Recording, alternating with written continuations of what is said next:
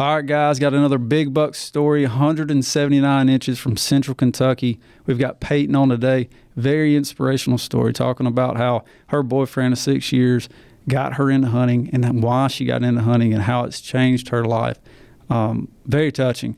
This podcast is brought to you by Legendary Whitetails. We appreciate them for being a partner of this podcast and can't wait to get into this. It's a really good one. Come on, I mean, you think of that. I mean, that's what you think of.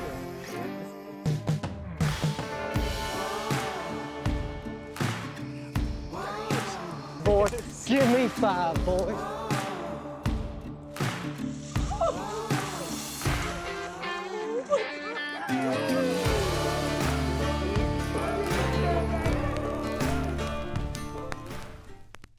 Thank you so much for coming on and can't wait to get in this thing. So how you doing today?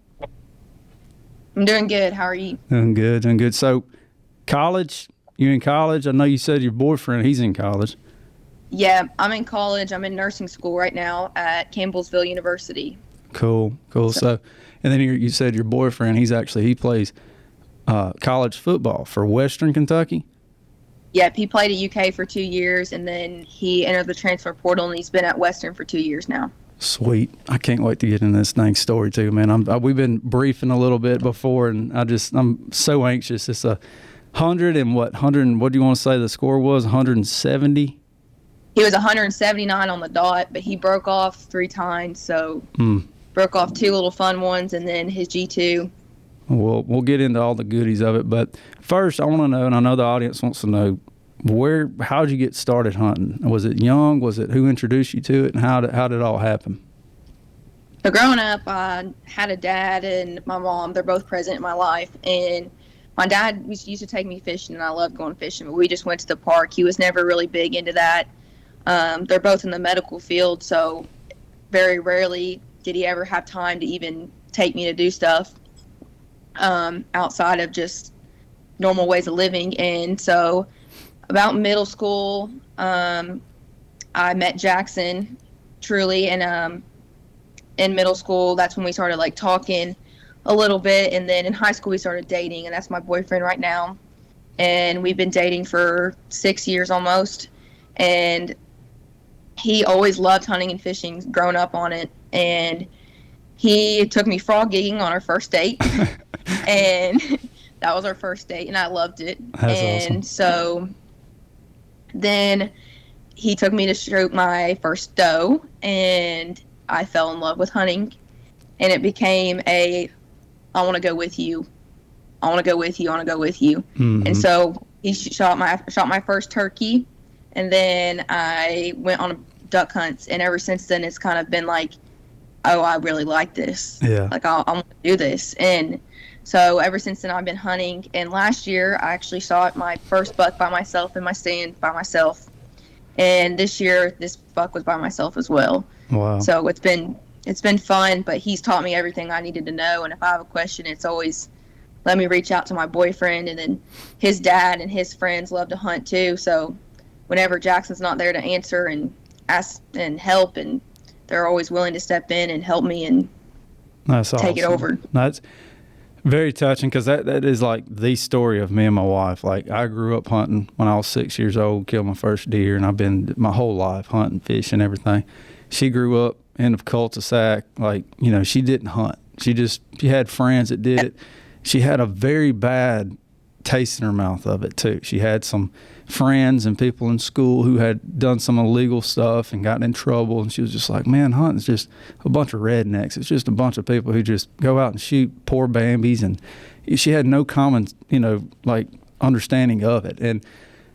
And we took her on her first turkey hunt, and I'm just telling this because normally these podcasts are about it's about the hunter, but this is relatable. Like, this is stuff that needs to be taught, because young females are upcoming in this industry, and it's so fun and cool to see. Yeah. And then seeing y'all do what you do. But anyway, what I was getting at is, like, my wife, she said, my wife now, when we first started dating is when we first started hunting, but she said, I can shoot a turkey. They're pretty ugly. She said, they just, I mean, they've got a pretty head, she said, but they're just a big old turkey. There's nothing, sweet about them. They're not like a deer. It's not like I'm shooting a daddy or a mom. And I'm like, okay, I'm trying to explain it to her, And we went hunting on that first morning, and the world started waking up. The birds started singing. And then that gobbler, he just hit off. And she looked at me and she was like, are you kidding me? Like, what was that? And I said, that's a gobble. Like, he's coming. Like, we never did kill that bird that morning, but I won't ever forget. That was the moment right there that she was like, she's done. Like, she was hooked. Yeah. And now she's killing good deer, not 179-inch deer, but my Lord. But she kills good deer, and she catches big catfish. I mean, I've got her in the water, and we go catfish noodling, turkey, and all of it. And then now incorporating our young, we've got two little ones, a 4-year-old daughter and a now 1.5-year-old son, and us bringing them up in it. It's just special, and I like talking about that because it's inspirational to people, because you don't meet that all the time, and it's good as for people to see that and understand that it's capable. You're capable of doing it, and to have an open mind on it. And if somebody is in your position or a position like my wife, that you can be able to, sit back and look at it as open mind and say, I want to try it. I mean, what's it going to hurt? So I commend you for that. And sounds like Jackson needs to step it up 6 years of dating. Coming on up, we need to maybe get a ring on that or solidify that a little better. 179-inch deer, she's making it happen. It seems like you're well-rounded on all of it. So, but anyway, let's get on into it. So this property that you're hunting, what is this? What is it? Is it 100 acres? What's the acreage on it? And then I know it's private. Yeah, it's a private farm. I just got permission on it, and it's pretty small. I'd say 100 acres, something around there. Right. But I mean, when I went into it, I had no clue what the layout was. We knew nothing about it at all. Right. So we went in and put up a singular camera, and had a few deer show up, and then that big old guy showed up, and he was very inconsistent, and I was like, oh goodness, like this is gonna be a good deer. Yeah. Like he was still growing his velvet, so you couldn't really tell, but the mass and the bases, you're just like, oh my goodness. Yeah. So it was just unreal. So you first put your camera up when? What was the month? I think it was like around May. May. So I just stuck it on a tree, and I was like, I think the deer will pass this. It'll be fine. We'll see what shows up. Honestly, expecting not much to show up. Yeah. Because, I mean, what was the deer? What's the biggest deer you've taken up to this point? I would say about 140. That's a good deer, though. I mean, but that's a big jump from 140 to 179. I mean, that's a big jump. Oh, yeah. So about 100 acres is what you're saying this property is. It's a decent chunk, but is this property that was obtained, like, is this private, your boyfriend's family land? Is it family within his or what? It's not family. It's just I reached out and just asked permission. Oh, you got permission. Sweet. Yeah. That's awesome. And then layout of, is it ag? Is it a bunch of like farming on it? Is it just hills, woods? So half of it is like just grazing for cattle, and then this year it was beans, but I've never seen what it is in other years, but I'd assume they'd flip from corn to beans. Mm-hmm. So they got has some farm, some ag on it, and then it has some cattle on it too. Okay, so yeah. Pretty cool layout. But all right, so let's get into this whole deal. So you put your camera out around May or so, and you seeing his growth and everything coming on. So let's just walk me through the whole process of that, how it all went down. He started showing up, and I was like, okay, like I want to kill this deer, and I knew that I was going to have to go back and forth to college. I work in the ER, and which consumes a lot of my time and my ability to even go out there. But I mean, every single day that I had off, I would be checking cameras and be like, hey, is there anything I need to do? I ended up buying 2 tree stands, and my boyfriend actually drove down from Western Kentucky because he has summer camp and football going on. And he drove down and he helped me put that tree stand up in a spot that I thought was going to be really good. Mm-hmm. And we cut a few trees down and we got the tree stand up. And I sat up there and I was like, this is going to be good. Mm-hmm. We got that tree stand ready. And then around August, when it's legal to put corn out, we put some corn out and this buck starts showing up again. And I was like, oh my goodness. He's never, like, I don't think he's ever been hunted before. He's showing up. He's consistent. He's daylighting. I mean, he was there 2 in the afternoon. Yeah. Like, what the heck are you doing here? I know. And so I was like, I might actually have the chance to get this deer. Mm-hmm. And it came around to, I sat in the tree stand for 5 to 6 hunts trying to shoot him in velvet and never saw him. Not one. And I mean, there's a bunch of other deer, a bunch of fawns and does and things that just annoy you when they blow at you and ruin the hunt. Right. But worth it when you go out there and sit and just see God's creation. But never saw that deer. And he ended up showing back up on camera a day that I was like, I want to go hunt. Like, I know that he's going to be there today. And so I texted my boyfriend. He had a game that day before. And I was like, hey, like, I need to leave in the morning because I know I need to hunt this deer. Like, something's just telling me he's going to be there. And so I drive 2.5 hours, 3 hours, and go and get my camo all ready and take a no scent shower and make sure that all my clothes are in no scent. And I get in the truck and get all my stuff ready and look on the trail camera and he's there. Oh, wow. I was like, oh my goodness. So I was just like, okay, whatever. So then I drove all the way. Like 2 or 3 o'clock in the evening he was in there? Yeah, it was about 2. He was daylighting, and I hadn't seen him in weeks. And I was like, well, at least he's still alive. Yeah. But I just drove hours for no reason. So I ended up crying and having like a whole, I don't even know if I'm going to kill him. Yeah. What is this? Like, I was really frustrated. But that really just shows you, like, the patience and everything that hunting teaches you outside of, it's not just killing a deer, but it's all the life lessons that you learn for sure. in between that. So then I've been out there a few other times, and I start seeing these bucks come out from like a different side, and they're coming in, and I'm like, I just wonder if I put a tree stand on the other side of this farm. Yeah. I just wonder what will happen. And like, I'm just thinking there's no way there's these deer are over there when we first got there. And so I asked my boyfriend's dad, and I was like, can you put this tree stand up? Because there's no way a 5'2", 120-pound little girl is going to put up a tree stand by herself. Right. So he was like, yeah. And so he goes and puts a tree stand up for me. And 3 days later, I was like, I'm going to go out and hunt. And my uncle, his name's Ben, he had just started his chemotherapy.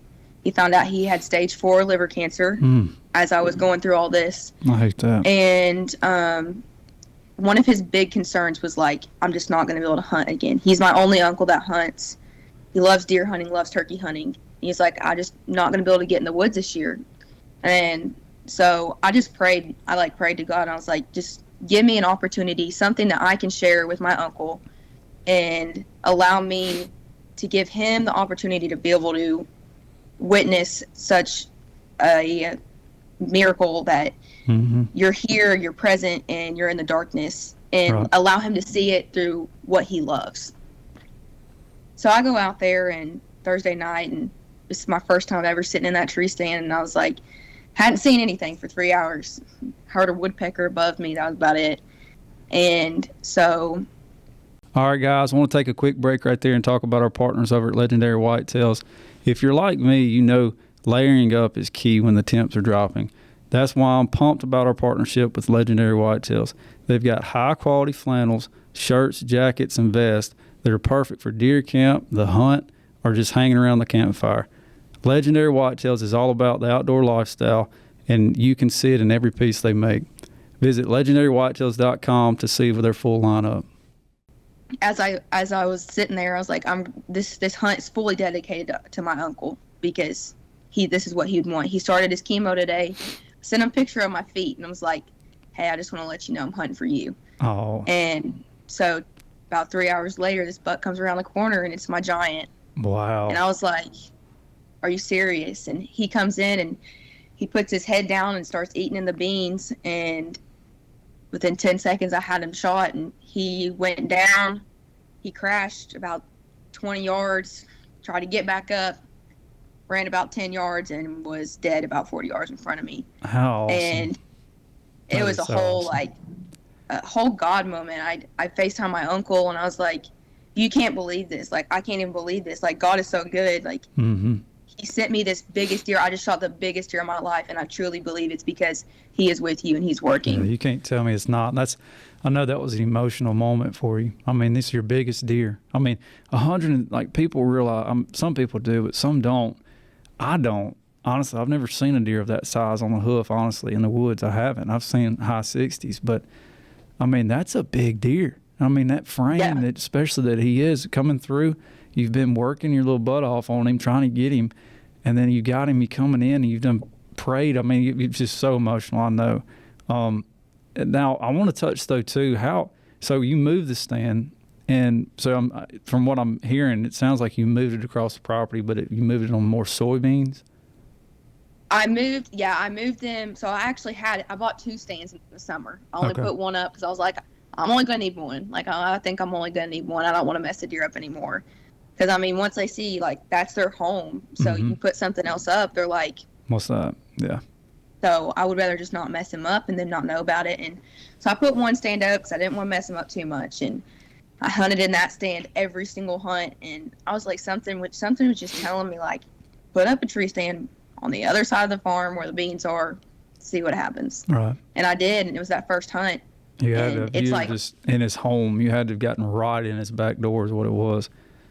That's awesome. He just had no clue that it was, no clue that it was there. And we did some research and stuff, just looking up and seeing, like, it's actually pretty common for you to sit in a tree stand for the very first time, and that's when you kill a buck because they have no idea it's there. But then after that, you don't have a chance. Right. Those hang and sit all in one day, those work well. I've had that, for me personally, I've heard so many stories too.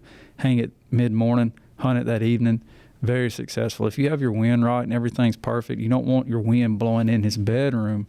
And that's your biggest thing. If you can ease in how you get into, that's your biggest thing, and making sure you're upwind of him, or downwind of him, I'm sorry. That's the biggest ticket on that. And then crossbow kill, I know you touched on that, and you said you had a little bit of an injury, so you weren't able to use a compound. So you want to talk a little bit on that? Yeah. Growing up, I played softball and I swam. So my life was really consumed by sports, and that's kind of where I found my identity, was sports. And I ended up having a UCL tear of my right arm, and I was a pitcher for softball. So that happened in 8th grade, and they told me that I couldn't play sports for a year and a half. And I was at a really low spot in my life, and that's when I met Jackson. Wow. And he took me in like no problem, and he helped me and guided me and showed me and helped me learn everything that he loved to do that was other than sports, because he idled sports too, especially football.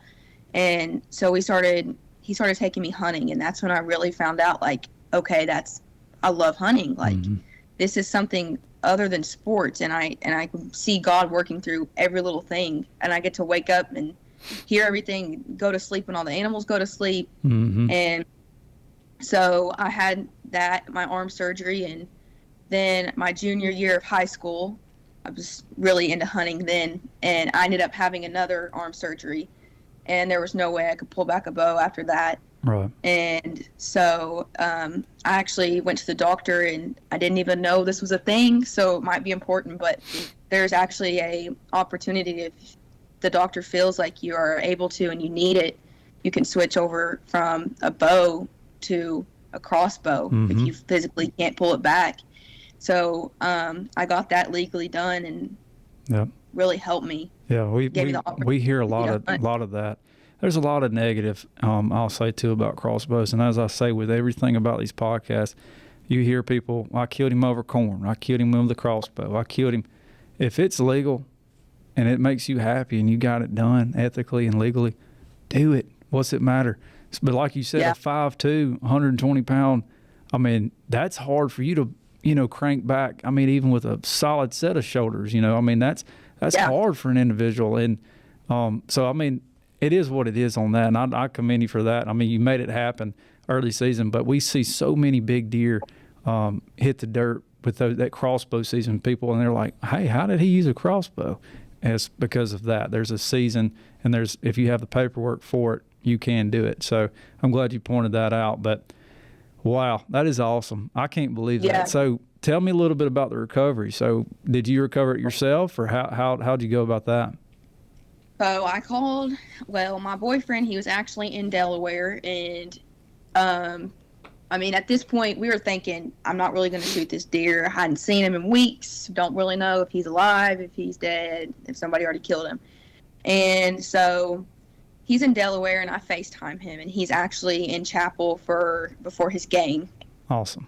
They do like a big church service, and he didn't answer me. So then I FaceTimed his friend that's on the football team, and I was like, crap, he didn't answer me either. Okay, so then he texts me. He's like, what is it? And I was like, the big buck is down. Like, he's down. And he was like, no way. And he was like, FaceTime my dad. So I FaceTimed Andy, his dad, and I was like, the deer's down. Like, are you home? Can you come help me? And he was like, yeah. Are you sure he crashed? And I was like, yeah, I heard him. He's right in front of me. And so he was like, I'll be there in a few minutes as soon as I can get there. So he ended up coming. It took him about 45 minutes from where he lives to come help me. And he got there, and he brought his friend, one of Jackson's friends. His name's Ethan. Mm-hmm. And they both came out there and helped me, and they took a video of me recovering the deer, and they FaceTimed Jackson. All right. And because he was so excited, he couldn't stand it. And I bet that was eating him up, being so far away and seeing, oh, man. Oh, yeah. And so, like I said, the deer was about 40 yards away. He, made a path. Through the soybeans? This big, through the soybeans. You didn't even have to track blood. You could see. Awesome. You could see where he was. But we get down to him, and he has a whole rack full of beans. And you're like, and I picked him up, and Jackson's on FaceTime. He's like, get the beans off his head, the beans off his head. So I start ripping the beans off his head. And then we realized Jackson was like, yeah, it is him. And we all just lost it at that point. That is awesome. So they helped me. We took a bunch of pictures, and then they helped me get him all the way to the truck, and we ended up gutting him and then caping him, and then I took him to the processor.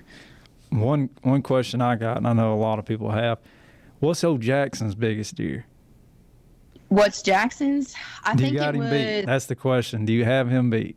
Yeah, I think it was 168. Yeah. Awesome. Yep. That's awesome.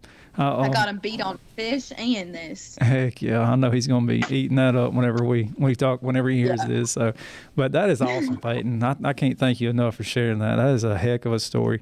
And everything too. Perseverance of just, you picked up on, hey, I need to move across. This ain't happening here. So let me get over here. You got, sounds like, in his bedroom. And it's crazy too to hear and see deer when they're in that summer pattern. They'll show up, 10 o'clock in the morning, and they're just free willy in your backyard. They don't care. They just don't.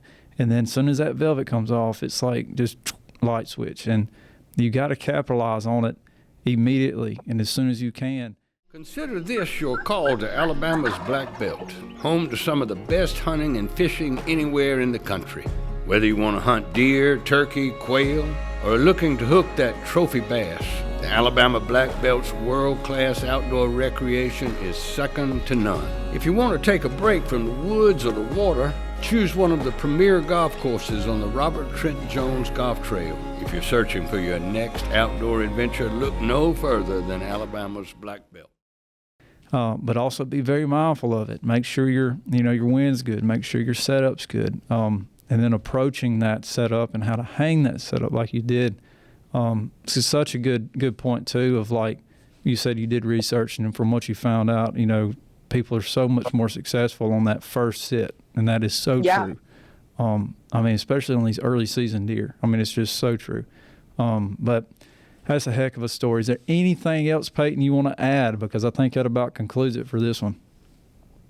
No, I just want to say if you have the opportunity to get the chance to hunt or fish, go do it, because, I mean, it's unreal. There's just stuff that you never think of that you see and witness, and you're constantly surrounded by a father who has created everything. Right. And that is so true. And you know, when we started these podcasts a couple years back, that was my goal of it was I wanted to have a 15-year-old boy or girl or whoever to be able to sit here and listen to these stories and to be inspired. Yeah. And that's what I feel like we're doing it, and I feel like we're accomplishing it. But that's so good to hear stories like this. And that's why I love having people like you on, whether it's 130 inch, 140 inch, 179 or 200. I mean, it's just you making it happen and getting out there and taking an initiative, doing it, learning it, figuring it out. I mean, it just says so much. I mean, it really does. And it's inspiring to people, even a 30, 40-year-old man who's never even hunted. Yeah. You know, I mean, it just inspires people, and people love hearing these stories, success stories, and it's a heck of a deer. I mean, 179 inches. I mean, you just don't. I hope you top it, but it's going to be hard, Peyton. It's going to be hard. It's going to be really hard. I hope you top it. But and I'd try my best to keep that property if I could. Sounds like a honey hole. But, yeah, I know. Well, good deal. Thank you so much, Peyton, for getting on. I wish you and Jackson nothing but success in the future for your college. Finish it out. Are y'all juniors? I'm a junior. He's a senior. That's what I thought you said. Awesome. So y'all are about done. Almost there. Yeah, almost. Almost there. I got my 4-year degree, and I don't know till this day how I did it. I really don't. I'm like, it was all a blur. And looking back on it, like I get, the thought of having to go back to that is just cringy. But I'm somehow I made it, and you'll make it. You're almost there. So nothing but success for y'all in the future. Y'all need anything from us, let us know. And that concludes it for another podcast. Peyton, thank you again. I hope y'all learned something from this one. I did. Some cool, inspirational. Thank you. Kind of made me revisit me and my wife's story, which is nice. I got to call her when we get off this so I can explain to her this. So, but thank you, Peyton. I appreciate it. Thank you. All right. See y'all later.